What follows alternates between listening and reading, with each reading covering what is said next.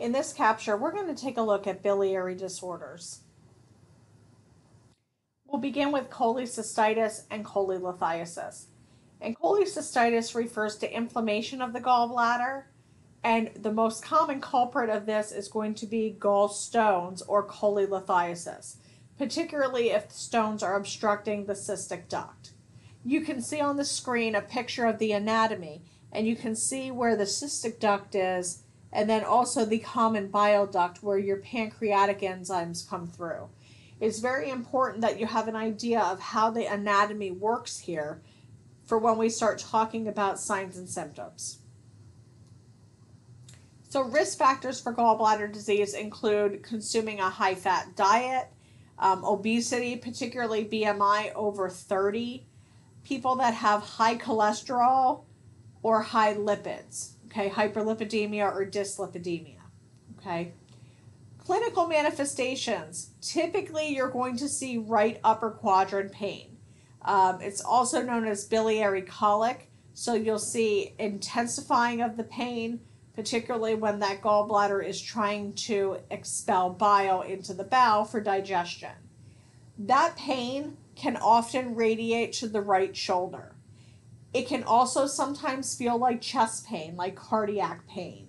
I can't tell you the number of patients that I've seen that presented with chest pain. Again, we work them up cardiac and respiratory wise first, only to find here it's a GI thing, it's a gallbladder thing. Nausea, vomiting, and indigestion are very common. Typically, the heart rate's going to be elevated. They might have a slight fever too, just as part of the inflammatory process. Now, these last things that we're looking at, these last 3 bullet points, the jaundice, the clay stools, and the dark cola-colored urine, the steatorrhea, and the pruritus, those things are going to be associated if there is an obstructing gallstone. Okay, so now we're starting to see some liver involvement.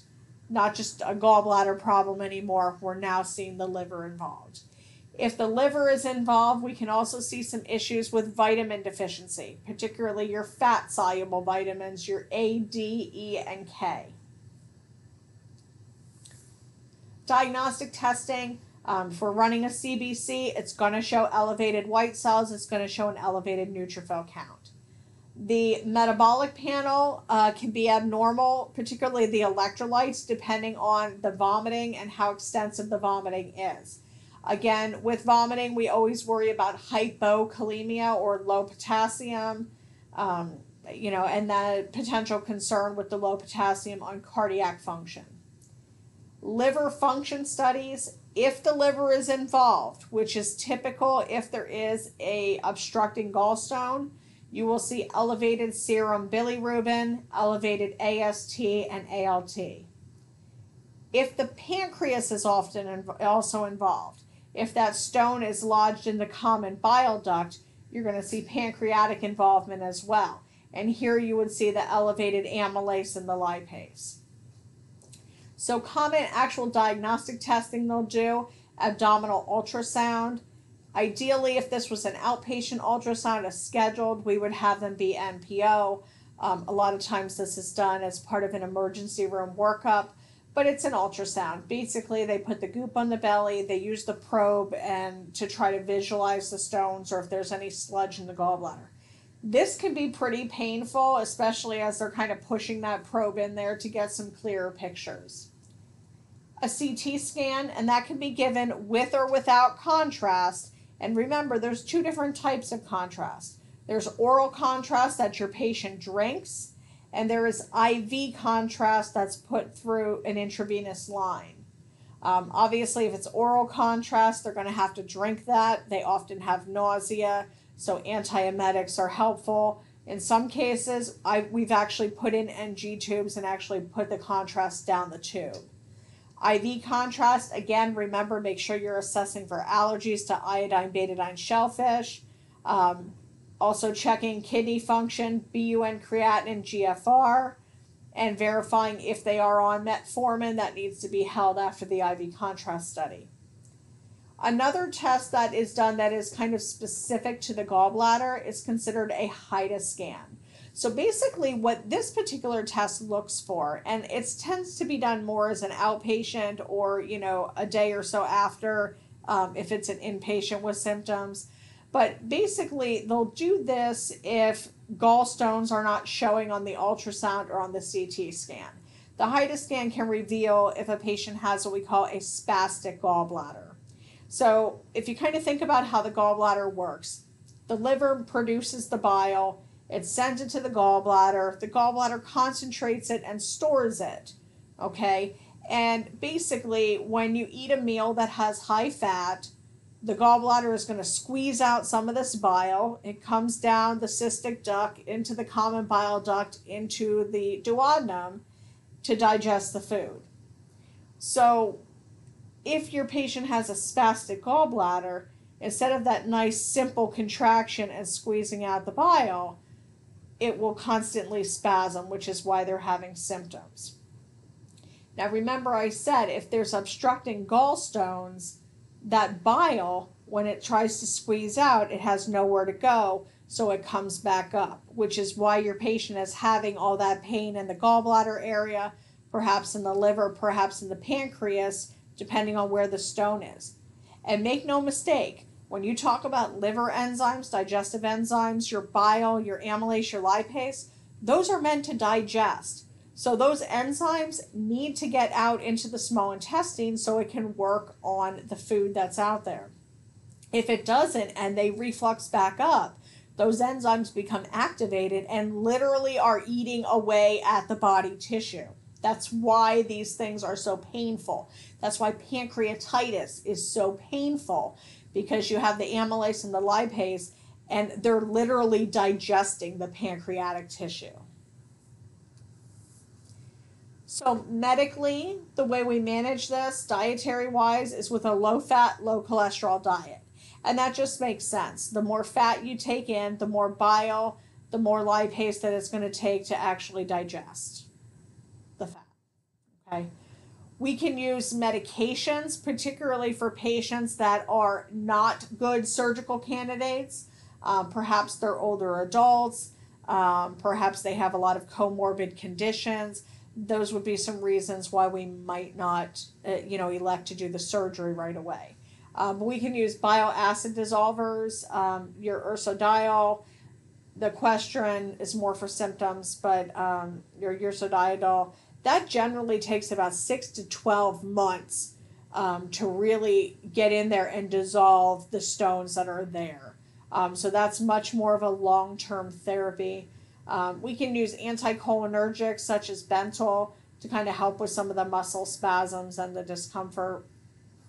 The other thing we can look at is potentially a procedural removal of the gallstones. And we do that through a procedure called an ERCP. It's a big long name. You don't really need to know that, but essentially they're taking a scope, they're going in through the mouth, down through the esophagus, through the stomach, into the first part of the small intestine, and then up the sphincter of Oddi up to the common bile duct. And the idea there is to actually use the instruments on the scope to possibly remove, kind of grab the stones and pull it out. Very similar to like we did with urinary calculi when they did like the ureteroscopy. Okay, same concept.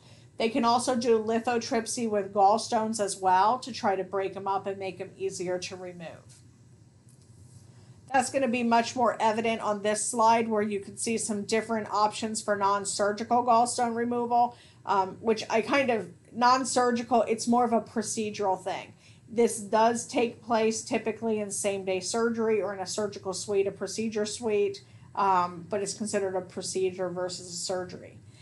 You can see in some of the pictures up there, A and B in particular are showing the presence of a T-tube. So T-tubes are actually inserted through the skin and they get into those ducts. In B, you can actually see it has the basket on the end of it to try to retrieve the gallstone. With A, the gallstone is obstructing and there's stuff backed up, beyond that stone. So they will do the T-tube and connect it to an external drainage bag to provide an alternate way to get those digestive enzymes out so it's not continuing to auto-digest and irritate the body tissue. Okay. So with the T-tube, it's going to be by gravity drainage, so it's going to be connected to a drainage bag. You want to make sure it's below the level of the insertion site. As a nurse, you want to monitor and record the drainage, so the color, the consistency, the amount. Initially, it's going to be bloody and kind of change to a green-brown. You'll get about 400 milliliters a day, and we should see it decrease as the inflammation subsides. Something to keep in mind, if that tube is not draining and your patient is reporting nausea and pain, there is something wrong with the tube. The tube is obstructed. Okay, so that's something that would need to be reported to the provider. Typically, what we'll do with these patients, because we don't want to pull the tube out before we know if the patient can go without it. So what we'll typically do is clamp the tube. This would be per provider order. We'll clamp the tube for an hour or two before or after meals to kind of see how they tolerate eating the meal and if everything can free flow through. Remember, the purpose for the tube was to provide an alternate exit for those enzymes. But if we clamp the tube, it can't go out the tube, so it's supposed to come down that bile duct. If it's able to come down there, your patient's not having pain, they're tolerating their PO, we're in good shape. If we're clamping the tube and they're not able to tolerate that and they're having pain, the first thing you're going to do is unclamp the tube. Of course, the insertion site going in through the skin into the abdomen, that is a portal of entry for potential infection. So really making sure you're taking care of the insertion site. And also because you might have some drainage around that of the actual digestive juices. So that can be very irritating to the skin. So we need to be very careful with that. Surgically, they're going to manage this with lap chole. So they'll make 3 small incisions and 1 larger incision. Basically, they'll go in there, they'll dissect the cystic duct, and they'll remove the gallbladder. Okay, relatively routine procedure. It is done in same-day surgery all the time. Post-op recovery is a lot better than the old-fashioned open choles, where literally they used to cut from like the middle of the abdomen all the way around to the lateral side. And it was like a good 10, 12-inch incision. Now we're doing this laparoscopically. Patients recover much more quickly. Some things to kind of keep in mind with laparoscopic surgery, though, in order for them to do it, when they make the incisions and insert the instruments, they inflate the abdomen with carbon dioxide. When they're finished, they kind of deflate the abdomen, but not all of the CO2 is removed. So that can cause a lot of gas pain and discomfort for your patient. That gas can also get trapped up underneath the diaphragm and cause some very severe referred shoulder pain. Okay, very, very severe. What you need to do, that CO2 is eventually going to dissolve back inside the intestines. Instead of being in the peritoneal cavity, it'll move inside the intestines. And then you need your patient to get up and walk, because essentially they just need peristalsis to start moving and they need to fart it out. Okay, nurses are the only ones who want to know that their patient's farted. It's a good thing in a post-op patient.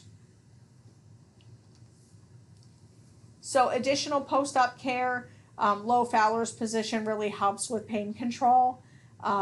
In open choles, they will likely come back with a nasogastric tube, NPO until bowel sounds return.